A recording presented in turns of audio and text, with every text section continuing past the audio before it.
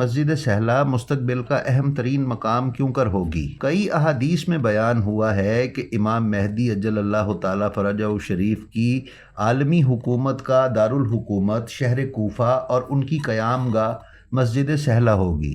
امام باقر علیہ السلام نے فرمایا، امام مہدی علیہ السلام قیام کریں گے اور کوفہ کی طرف جائیں گے اور اپنی منزل وہیں قرار دیں گے۔ ابو بصیر کہتے ہیں کہ امام صادق علیہ السلام نے فرمایا، اے ابا محمد، گویا میں دیکھ رہا ہوں کہ قائم آل محمد اپنے خاندان کے ہمراہ مسجد سہلا میں نزول اجلال فرما چکے ہیں۔ میں نے عرض کیا، کیا مسجد سہلا ان کی منزل ہوگی، یعنی ان کی رہائش گاہ ہوگی؟